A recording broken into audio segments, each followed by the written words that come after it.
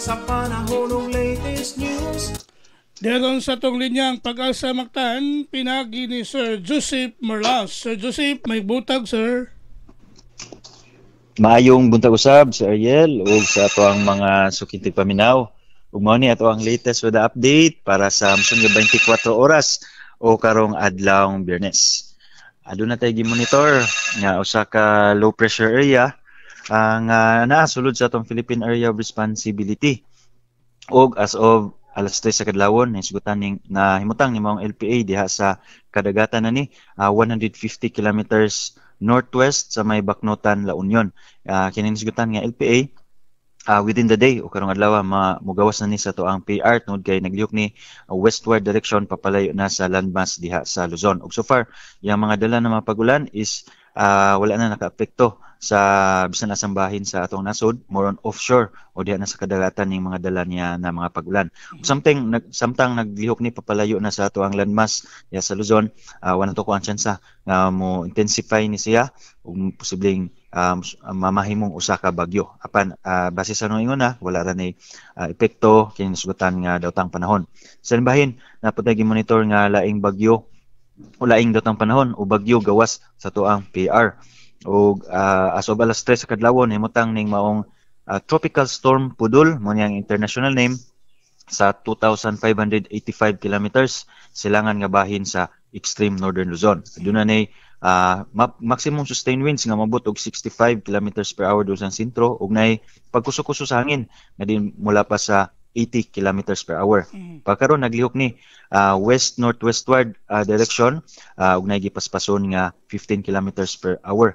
Ug base ug magpadayon iyang movement posibleng sa adlong Domingo sa Lunes sunod semana makasud ni sa ato ang PR diha sa may amenan nga bahin ug kung makasud man tawgon sa lokal name nga si Bagyong Fabian.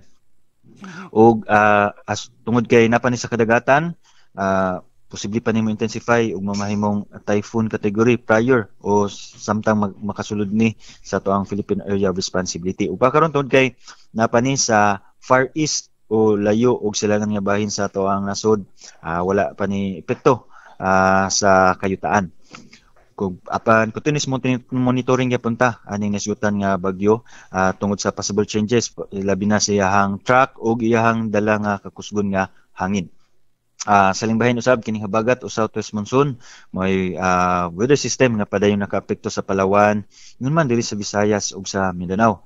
Mao karong adlawng Biyernes tungod aning habagat ang tibuok Kabisayaan lakip ng probinsya sa Sugbo aduna tay madag-umon nga kalangitan ug nay mga katag-katag nga hinay ngadto sa kasarangan ug nakasyon nga kusog na mga pagulan. Mong nagyapon ning hulga ani mga pagbaha ug pagdahili sa yuta labi na kung nakasinati-nadan og mga pagulan sa naging mga adlaw ug labi na kagabi nakasinating mga kusog na mga pagulan diri sa area sa Bohol o diri sa may Central Cebu area usab natin mga light rains na nasinati kagabi o karong mga orasa.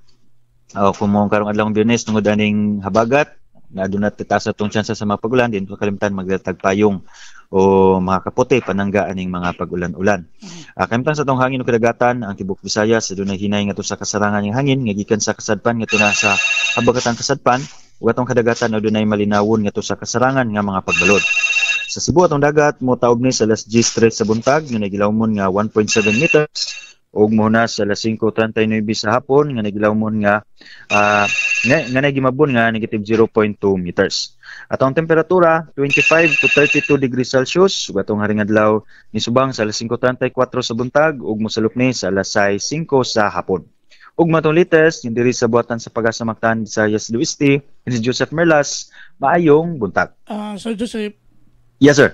Ang kining tropical storm di ni makapekto ugma og hantod sa Domingo kay doon na nabatay dakong activity ugmang adlaw og sa Domingo kining ugma Iron Kids og sa Yes, sir. Domingo ang katong Iron Man.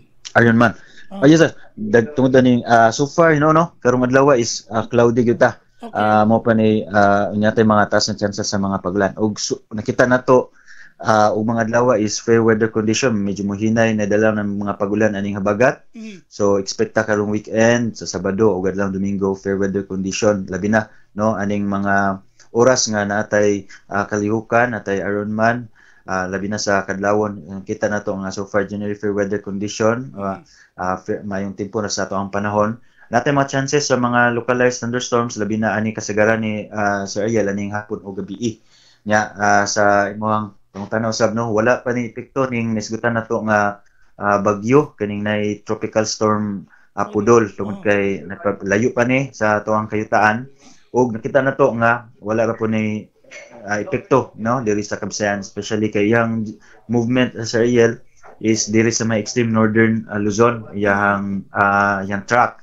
So wala ni direct ang epekto diri sa Kabisayan. So gawas karong adlaw in the next succeeding days sa weekend unya early days next week kita na to na fair weather condition ato ang masinati na ipaghayag sa ato ang haring adlaw.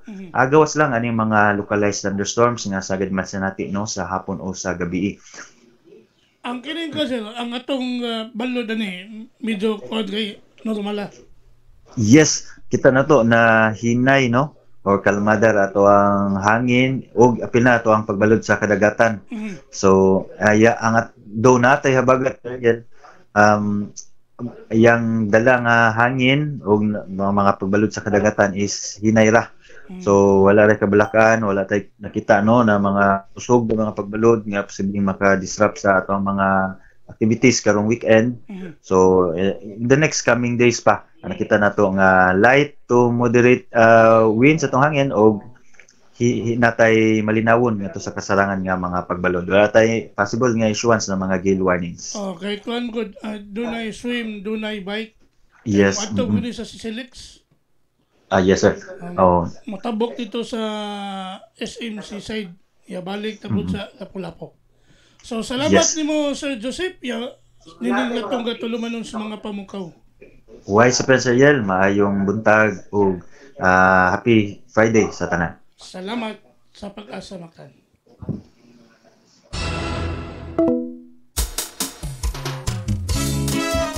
Inyo gadabati ang atong dagan sa kahimtang sa panahon.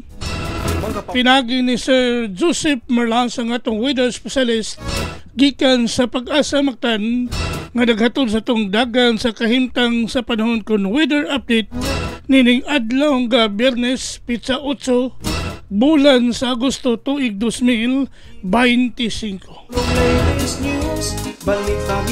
Salamat kayo ni Sir Joseph Merlas o mayong buntag sa Pag-asa Mactan. O Panginoon, sa'yo sa kabuntagon.